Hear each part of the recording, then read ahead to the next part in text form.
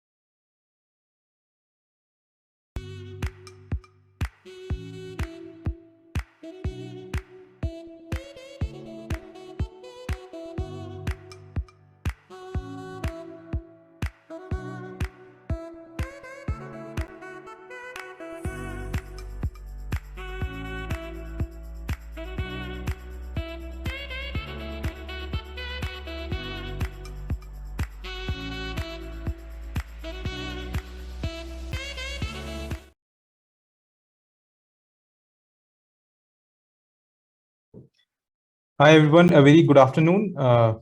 Thank you so much for joining in.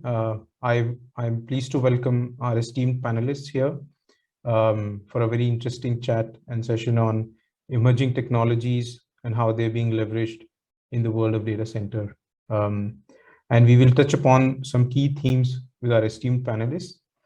And I would like to start by just setting some context, as all of us know that the pandemic has really accelerated digitalization and digital transformation, which has also fueled the ever-increasing need for infrastructure. So whether it's remote management, which is enabled by automation, machine learning, having an off-hands infrastructure, which the pandemic really put a lot of impetus on, as everything was to be done remotely. Whether it's having abilities to discover and map your infrastructure components using graph technologies, having a better view of your failure points, whether it's the movement to the cloud, or whether it's traditional data centers, providing and also embarking on pay-as-you-go models. The emergence of AI, Industry 4.0, IoT, and 5G is also giving an increasing importance to edge computing and likely shift to decentralization of these compute. And finally, globally, the focus on sustainability and decarbonization. So we will touch upon some of these themes along with our panelists. And I welcome all of them. Thank you so much for taking out time. Now, to kickstart, I would request Sreeji and maybe Chander to throw some light on their views on what are the key emerging technologies that are making impact in the data center management world, and which ones are actually delivering maximum benefits. Yeah, good afternoon. Thanks, Anuj, for the question, and thanks for having me here. Yeah, so, as we all know, as you have said, the context, the pandemic has been a sort of an accelerator for the digitalization journey and the digital transformation journey, which means the amount of data that is getting generated on a per second basis, which then needs to be made sense out of, has gone really skyrocketed. I think it's probably more than 10 million gigabytes per second sort of generation, that is per minute sort of second generation that is happening. And how do you really store it? How do you really store it in such a way that it is available? How do you then make use cases around that which can actually benefit the business and get the actual outcomes to impact whoever the stakeholders are, whether it's consumers, customers, distributors, our own stakeholders, etc. So these are the kind of challenges that is facing us, and anybody who only has the power to shift the way we do business into completely another level, right? So that's the context. Basically, if you really look at some of the foundation technology which is emerging, other than the usual things like storage and virtualization, you also talked about computing, AI, ML, automation. One thing which is becoming more and more important is sort of intelligent monitoring, in my opinion. And when I say intelligent, that the infra alone is not in the scheme of things, but is the end-to-end that we expect out of these solutions that we have deployed is going to be absolutely crucial, because the services that we deliver is actually touching our end consumers, and sometimes in our case it could be a patient, it could be a doctor, in financial services it could be someone else.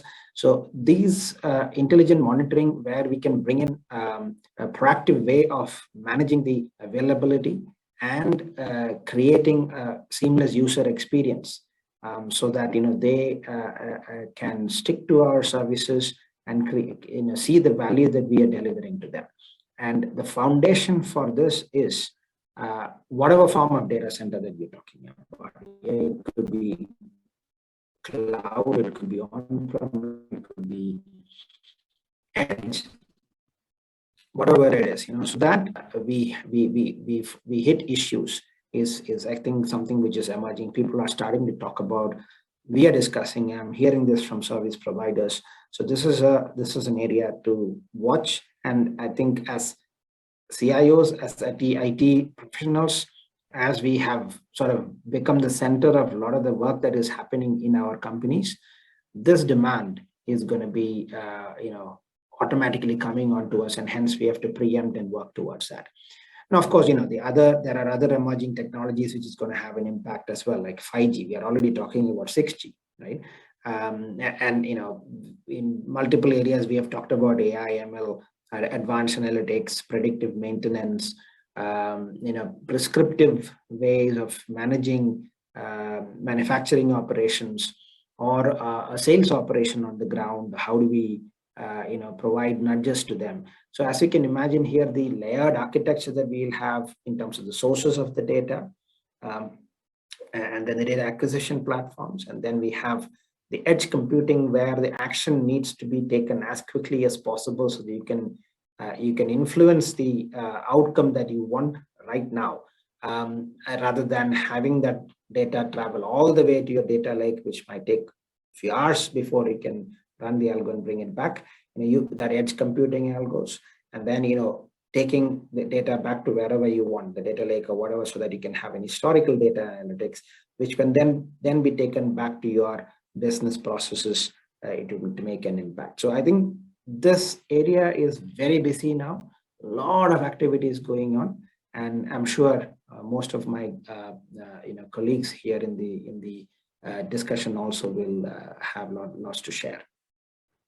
Thank you, Sreeji, for those interesting points, and you touched upon a lot of things. But I would request Chander for his thoughts on, one very important aspect that you mentioned, that a lot of these services which are relying on your data centers, wherever that infrastructure is, are really critical services. And you touched upon the importance of intelligent monitoring. So, Mr. Chander, in your experience, how are these intelligent monitoring capabilities being enabled? Are we at the stage of cutting edge AI ML, or we are still doing more rule-based monitoring? What have you seen in your experience? So I've seen now, in at least last 2 years, we have seen people have earlier focusing on infrastructure as a service. So it was more of on a cloud journeys were evolving around how you have your infrastructure hosted in cloud and what kind of technologies you're deploying, whether intelligent monitoring in place, AI, ML, or you're doing log monitoring through a usual log monitoring way, or you're putting in an AI engine or ML engine which will read the logs and act upon it. So I think the journey has gone beyond this in last 2 years at least, where people started talking about how your cloud journey can help in innovation. So it is beyond now. It is given. Everyone has seen what happened last 2 years, and so it's given IaaS information, your infrastructure as service.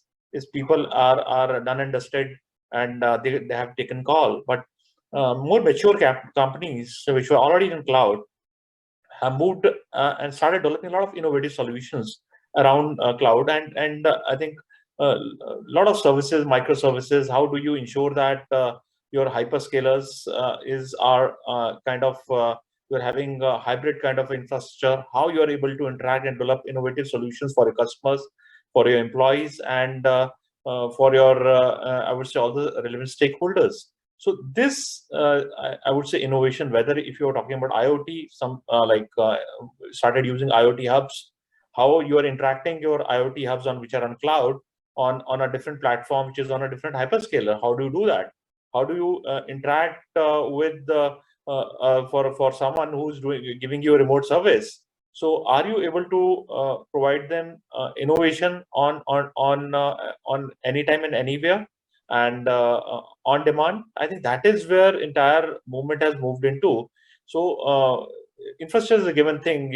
Everyone's workloads increase during cloud, and being on cloud, it helped people to kind of scale up and pretty fast. So but what is the next journey? Are you able to get various solutions, whether they are on AI or ML or your big data analytics or your industry 4.0? Are you able to focus on those journeys? I think that is where CIOs are pointing to now.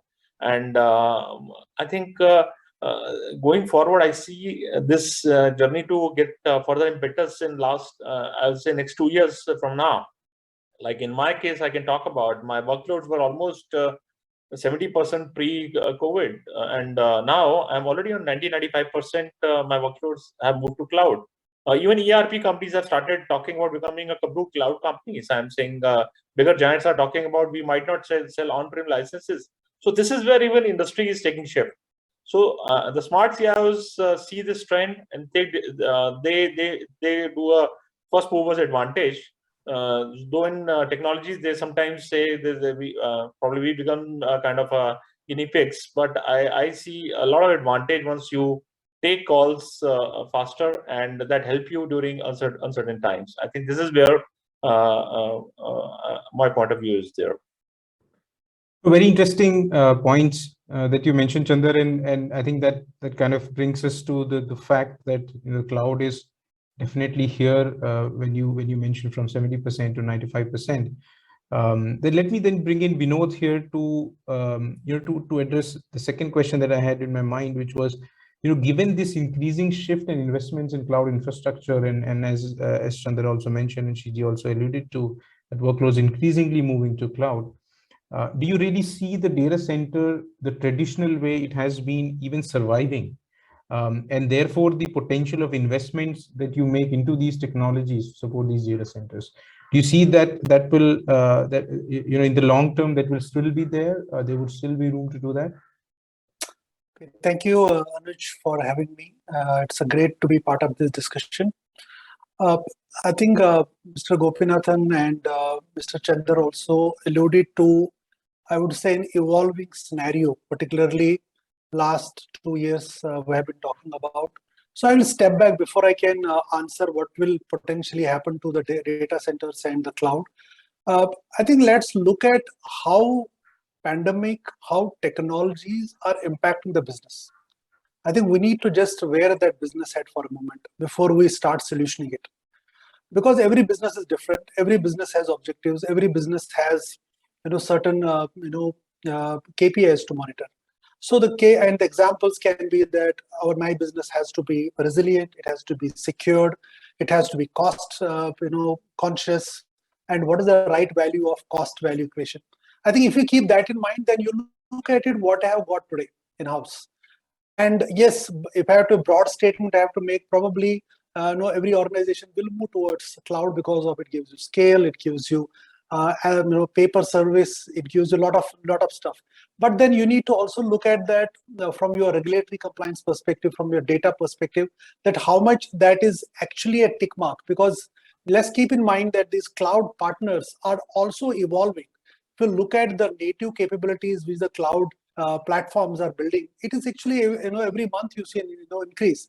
So we need to see that, we need to marry that what is required for you and what is that you can put on the public cloud, what is still can be in your data centers. And if your business is demanding that you need to do some computing, edge computing also, where you can't wait, you need to do the real time yes, you may have to go for the data centers which are close to the edge. You may have to do some pilots in 5G, and also work with the OEMs who are actually providing hardware, because it is not only about the bandwidth, it's also about the hardware, about the network which is going to support the technology. And then yes, data is everywhere, absolutely. So AI will play a role.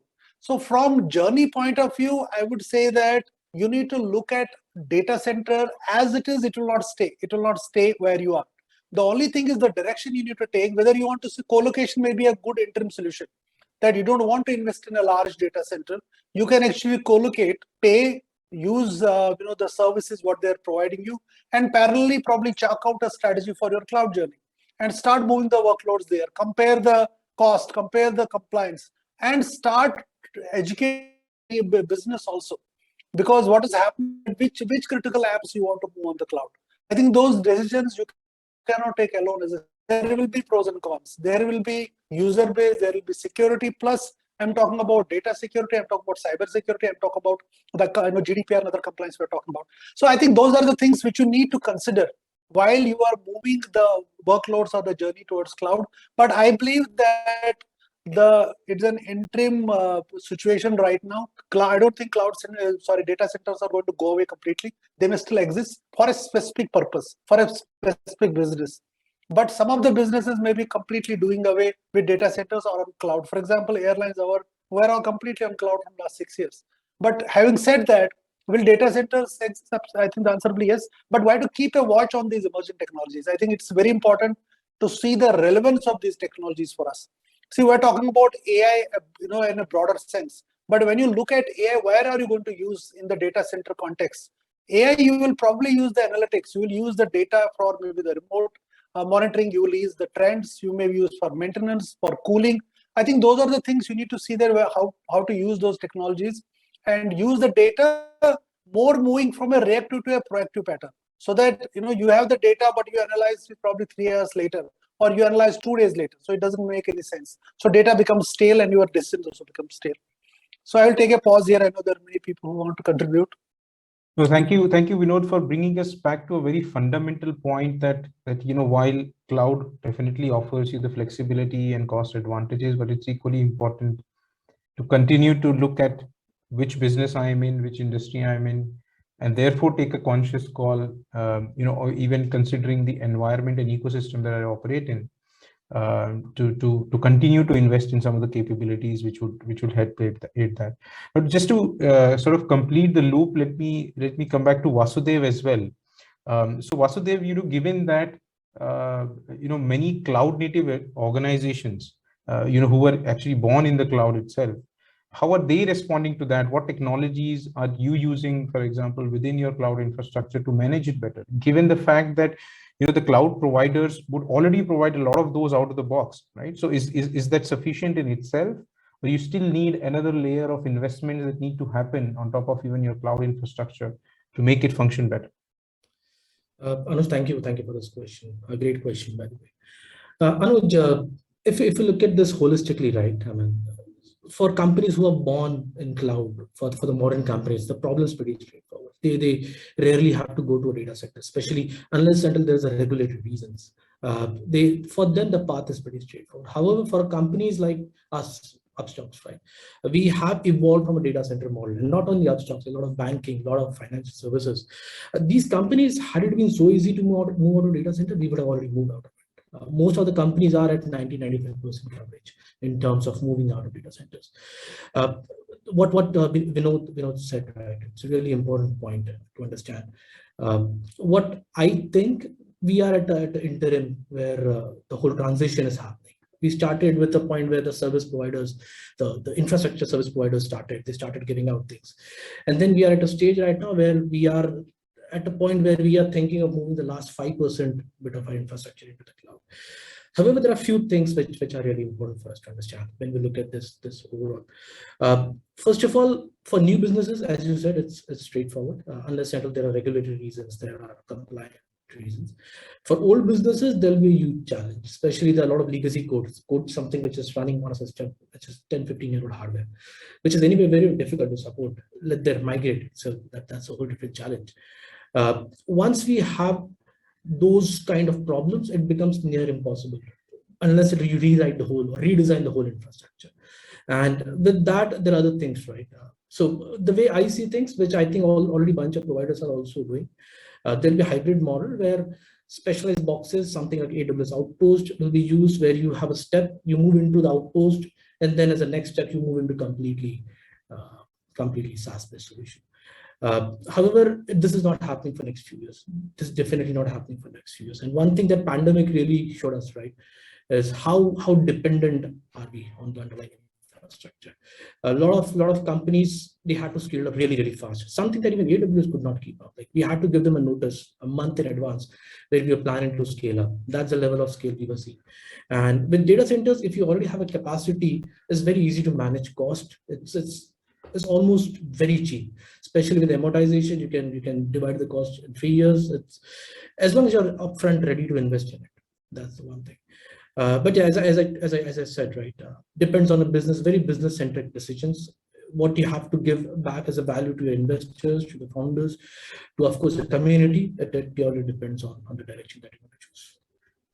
Thanks, Vasudev. I think a very one point that I could clearly pick up on was the amount of effort that may be required for anyone to even transition to cloud, or in certain cases because of regulatory pressures to move it back into in-house data centers, is the whole aspect of how do you transition or how do you migrate those workloads, and how some of these emerging technologies can really help you accelerate that whole transition. That's really important. So let me come to Bharath now. Bharath, what are you seeing, being from the provider side, whether you look at in-house data centers or cloud infrastructures, what are the low-hanging fruits or low-hanging areas where organizations can leverage automation or AI/ML capabilities, and what kind of capabilities do you see clients leveraging? Absolutely, yeah. Thanks for that, Anuj. So in our experience, right, I was the other day talking to one of the customers, right, whose top line is in $1 billion. They have about 1 lakh plus employees, right? But the sad truth was they have only around 5 ML, which they were able to take it into production, right? So you look at the size, look at the top line, and look at the actual ML or AI algorithms that they're using, which are in production line, right? So it's understood that for traditional companies or for even large enterprises and corporates, it's very difficult to implement AI ML. While most of them are definitely investing, they're exploring this whole thing, but the implementation becomes a challenge because of the organizational challenge, the cultural challenges, right? But on the other side, you look at all the emerging companies. You can talk about Airbnb or Netflix or Instagram or Uber. They were all born into this AI ML, right? A large part of their disruptive success is based on their ability to tap into this AI ML in order to transform how they service their customers, how they transform their operations as well as their growth. Right. So looking into that, while we start talking about the key hanging, or rather the low hanging fruits, which within the AI/ML, which enterprises and corporates can start exploring, I'd like to start with the churn prediction. Right. Churn customer refers to the amount of customers who would end up staying back or who are probable to leave you. Right. So there are a lot of predetermined AI/ML models available with a lot of CSPs, which can be leveraged in a more of a plug and play model to enhance your predictability of who's going to leave you, right? It's always difficult or more costly affair to add new customers, but how can you get the best out of your existing customers is what generates your massive revenue, right? So that's one area. Coming into retail, I would look into the inventory optimization space, right? So inventory optimization in predominantly three areas, right? One is Bharath, maybe a pause there. See, anything that our panelists or users could take from you more on the infrastructure side, right? Mm-hmm. So let's say from a cloud management or a data center technologies point of view, are there areas where AI/ML could play a role, or it could be the typical automation areas, or as Sreeji earlier mentioned, intelligent monitoring aspects? Are you seeing any uptake of AI/ML there? Yeah, absolutely right. So these are some of the areas where it could be inventory optimization, or it could be even product recommendations, right? How do I take it? Like, see, a lot of these CSPs and come with a lot of pre AI/ML models, right? Which, for example, if I were to take about recommendation, right? So recommendations, an example is Google Cloud has been using recommendations as a part of their YouTube, their Google Ads, everything from ages, and now they have built it into a completely managed service called Recommendation AI, which you can plug and start using irrespective of whether your data is on your data centers or on cloud, right? So that is one area where you can start, where you don't have to have a data science team or data scientists sitting there to do a lot of heavy lifting. These are all modeled ML algorithms available in a plug and play model. Right. Another area which I can focus on is a document AI, right? Doc AI, like you call it. So, I mean, irrespective of the industry, there's a lot of documents that needs to be processed. So the OCR capabilities, in fact, we have implemented this for a lot of our banks, right? So the whole customer experience has been enhanced by using OCR technologies, where you just scan your Aadhaar, scan your PAN, and all your details are already captured. This is a existing document AI from Google Cloud, right? We're using Vision API, and your onboarding can be completed in flat 3 minutes. Right. So now banks, like you say, there is a hybrid model. They have a lot of data on the data centers because of the regulations from the RBI, customer data not existing on cloud and things like that. But however, we are able to build these applications, right, for the onboarding, etc., on cloud and interact with the applications which are hosted or the data which is there on the data center in order to bring in this hybrid model, but leveraging AI and ML technologies. Thank you, Bharath, for highlighting some of these areas as well. Now coming back to Chander and Sreeji again, so you spoke about, let's say, transitioning to cloud, which gives you the flexibility, which gives you obviously cost advantages, pay as you go models. So are there other factors also which are driving this adoption of emerging technologies within data center or cloud? So is it because of decarbonization? Is it the reliability factor? Is it resiliency, as Vinod and Vasudev also touched upon? What are the other factors that are actually making organizations to use some of these emerging technologies, for infrastructure management? Okay, so let me go first on this. Once you start looking at a technology, there are various aspects. I think the decision making is whether it's cloud, no cloud. Decision making process for any CIO does not change. One thing is, how does it impact your business? Do you have a right kind of flexibility, scalability, availability, and affordability? I think for any technology decision, so let us be very honest, these parameters don't change. Only thing is, cloud has further given impetus to, and obviously the scenario around us has started, there are external environmental factors also which play a very important role. So if we look at, if the decision we are taking, so we see a large role coming from external environment factors, from going from 60-70% to 95%, that end 25%. And I'm telling you now, a lot of promoter-driven companies have earlier, they were very, very many promoters keep on speaking to me. They were very kind of touchy about, no, I can't move data out of my data center. But now they're talking a different language altogether, whereby now they say, no, I need to ensure that my business should not suffer. And I have, so I give you a very classical example, like I am a manufacturing company and we are yet not open. The reason is the cloud innovative tools. I'm not an IT company. I'm a manufacturing company because we have developed a lot of innovative solutions around cloud, whether now like even moving our ERP on SAP Rise was I'd say it's a new technology, just came into India 8 or 9 months back, but we are the early starters to move entire our workloads on SAP Rise. The reason is we are seeing very clearly we need to focus on customer delight. We need to focus on availability of systems for business growth. And also we need to ensure that we have the best of technology class available to us.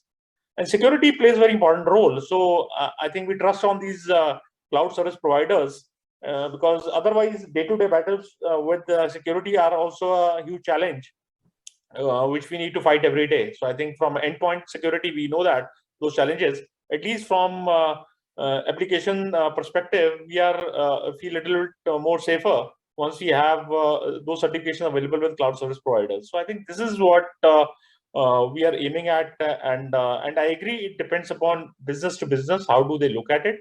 But I think technology decisions in terms of agility and scalability makes the case in favor of cloud. Sreeji, any thoughts? Yeah, so I mean, I agree with Chander that the fundamentals doesn't change, and I also have to say that it is not automatically a cloud unless strategy, and I think we have moved on from the cloud unless strategy. The decisions have to be taken based on different parameters, like what is the business objective that we are trying to achieve. What is the cost of moving the cloud versus hosting otherwise? Do I keep storage also in the cloud, or do I dually compute? Do I need faster decision making nearer to where the action is? So then I have to decentralize and have edge computing, as well in the architecture.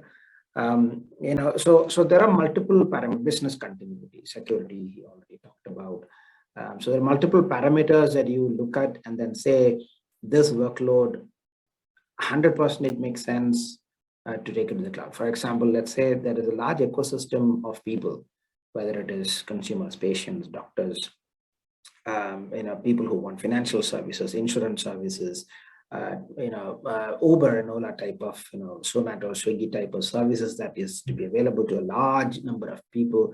I mean, there is no discussion, right? These has to reside in the cloud. But when it comes to financial services or pharma like ours, where there are a lot of other factors to be considered in terms of not only regulatory and compliance, but also certain other internal reasons that we consider, we might have to take a call. In addition to the cloud and the edge, there is actually a need for this particular workload to be in our data center, not even co-location, right? So those calls are made, based on a detailed analysis of what workload are we talking about, what is the business objective that we are trying to achieve, what is the risk that we are trying to manage, and what is the cost of serving that. So that's how I go about doing it, and I think this is now the approach that a lot of the people are looking at as well. There was a time phase, I think probably 2-3 years ago, everybody was looking at cloud unless strategy. And cloud, of course, scalability, agility, all those things, and manageability, progressive improvements in the technologies, fast-paced technology that is bringing to the progressive improvements in the compute and the storage. All those are, automatic benefits that you get when you move to cloud. There are certain cases where we cannot do it, and we take that call based on the parameters that I talked about. Thank you, Sreeji, Chander. I think two critical points that both of you mentioned there. One for me was, that it's very workload to workload basis decision making as well. And second is that the fundamental tenets that you use for making the technology choices, apply very well to the decision making in emerging technologies, whether it's in data center or whether it's in the cloud.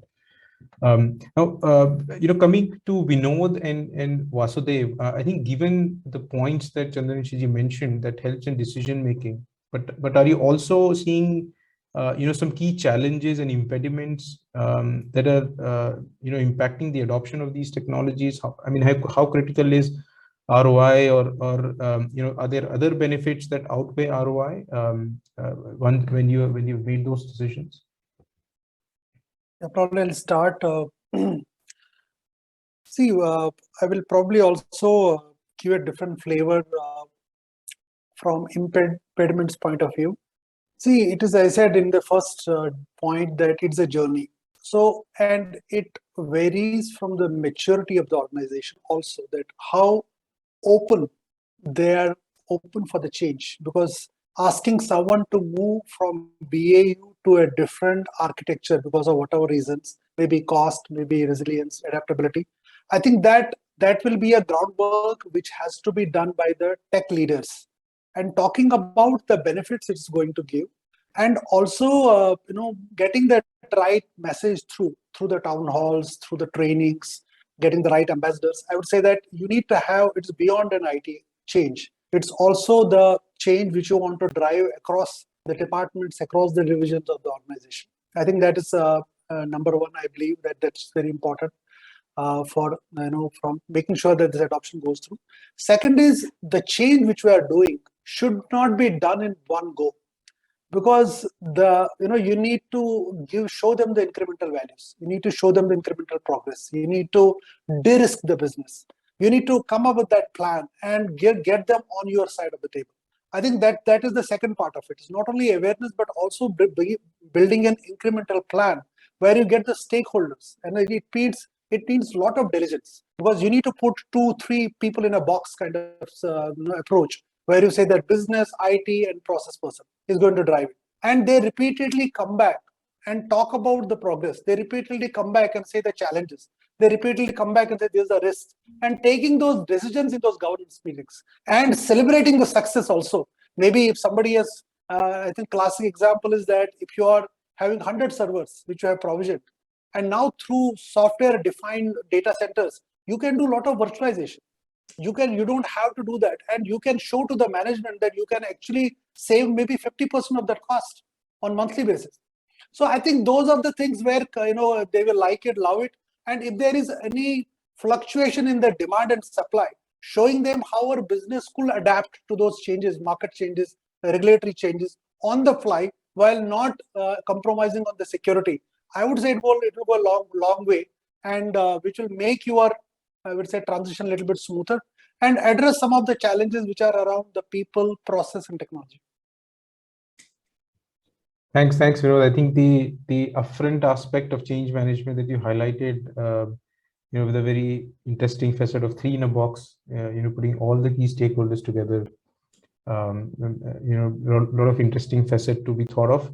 Vasudev, any thoughts from your side, what you are seeing in terms of adoption and any challenges beyond ROI that would impact these cases? Certainly. So if you look at adoption, right, this is a very tech-driven decision. It's not something that business would care about. Honestly, my bosses, they don't care about, as long as they get the stability, they get the security and scalability. That's what they look at. Okay, that the uptime and the latency is what matters to them. What also they want is business continuity. One of the things that going on a SaaS platform or infrastructure as a service platform, right, it guarantees, or at least the overall business continuity is very de-risked. Okay, now for my bosses, that's important. Okay, the moment they ask me, how do you make sure that no matter what happens, we do not go down? One of the key things that comes to my mind is making sure my infrastructure does not go down. Okay, so for me, business continuity is how I sell this to my senior management. And once you sell this to your leadership, right, then everything is easy. Not only that, the second part is getting the right people. Okay. One of the key changes that I'm seeing while hiring, hiring has been a big challenge, especially during the pandemic, is getting the people who want to continue working on data centers. Right? People want to upgrade themselves. That's again a key challenge. That's also something that engineers love to do. Right? They want to move to newer aspects of tech. Now, this is something that's good in general, because you want to move to latest tech. The new hires want to move to the latest tech. That kind of de-risk the overall business and engineering for us. However, as Vinod and everybody said, right, it's a step-by-step process. We are at the middle of a big change happening. What I see is step 1.5 where we are. 1.5 is move to a hybrid model, and then it will be a complete model when our compliances are much more forgiving, when our regulatories are much more compliant with our requirements rather than the other way around. Yeah, I think this is there. This is going to happen, and it's important that we educate the businesses, the leadership of how this has to happen. Thanks, Vasudev. I think fascinating to see the words ROI being replaced by the importance of continuity, resilience, and more applying to almost all the businesses, not only just cloud-based businesses. Coming to Vinod and Sreeji, now are these investments then also adding, especially given your industries, adding to the compliance and trust burden? Given the regulatory framework, the requirements around compliance, as data centers become more hands-off, with the use of these technologies, are these technologies also creating a safety issue, a zero trust issue?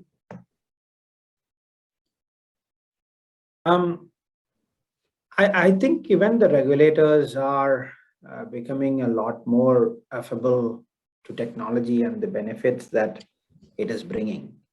At least, in the sector that I work in, I can see that happening. I think in financial also, I think it is happening. So that there are many instances where there have been guidelines issued as well in terms of leveraging technology and making the processes better and in a stronger, more reliable, as opposed to a very restrictive thought process which used to be there in the past. However, having said that, at the end of the day, it is our responsibility to make sure that the foundation of what is needed to produce non-compromising quality of medicine, that is the foundation of everything that we do, right? So wherever we have the workloads, wherever the technologies are going to be, at the end of the day, that's what the regulators are interested in.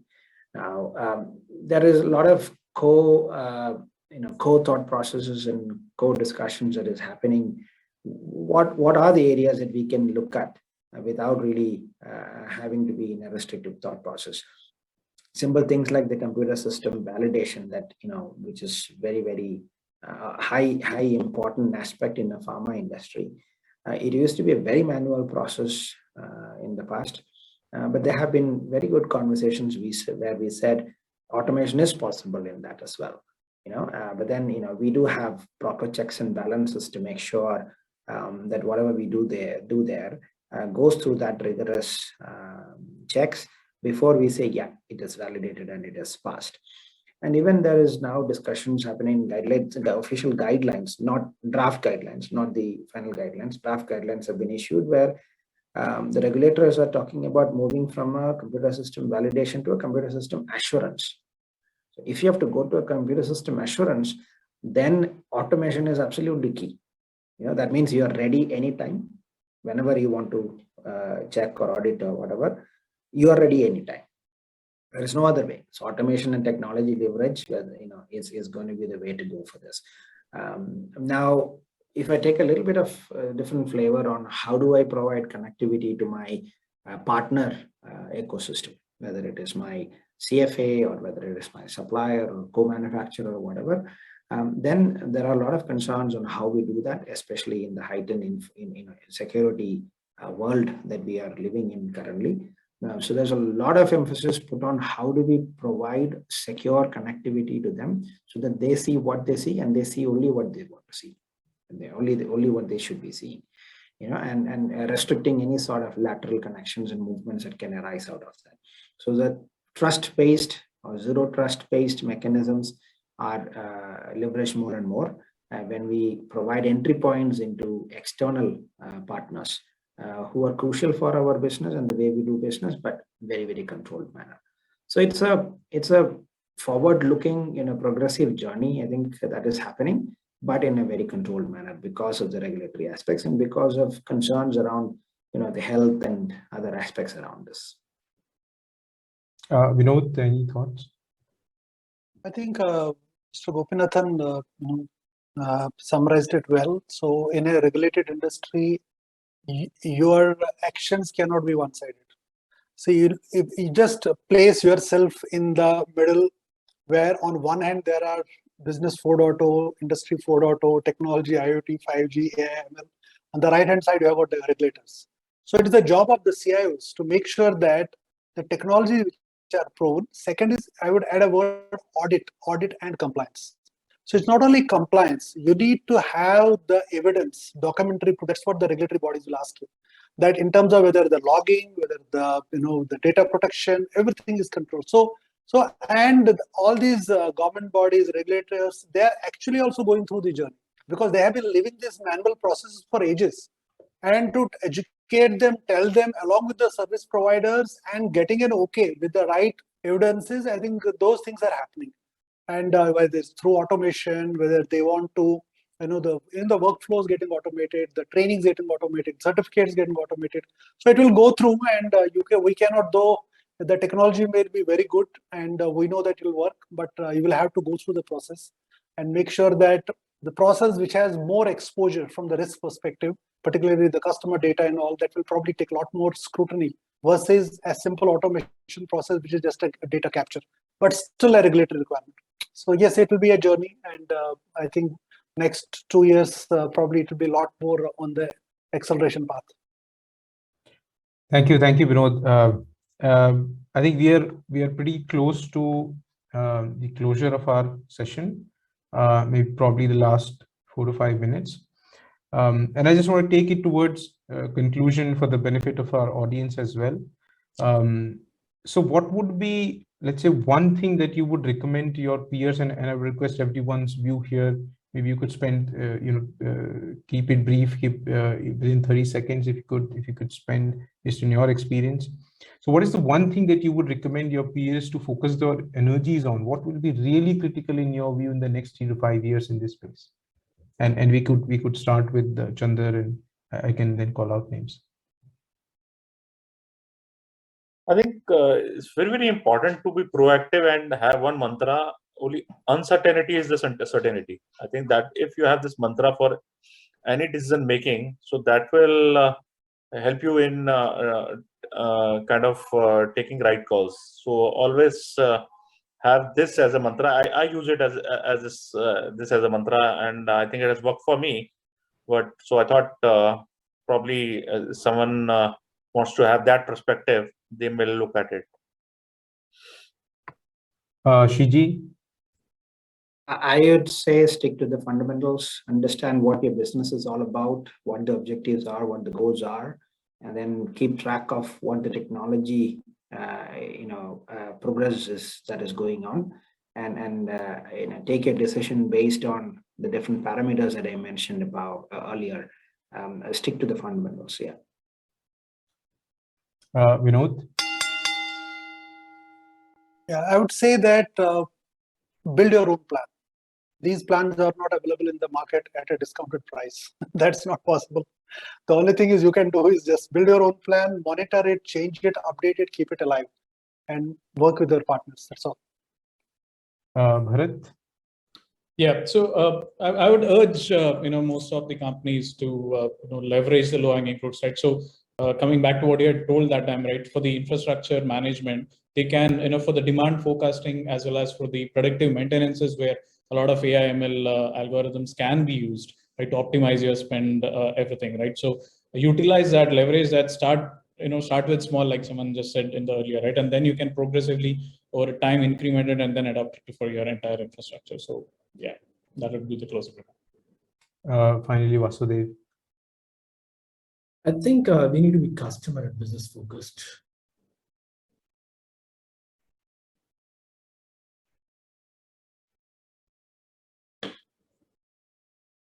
Yeah, sorry, Vasudev, we missed you. Really sorry. I think we need to be customer and business focused. That's important. I mean, All the decisions that we do has to be customer focused. It has to make sure that the customer gets the best experience. The latencies are not there. The minimal latencies are there. The business continuity is taken care of. The overall cost to acquire a customer is low. That's what we need to be focused on. The engineering cannot survive without business. It has to be business focused.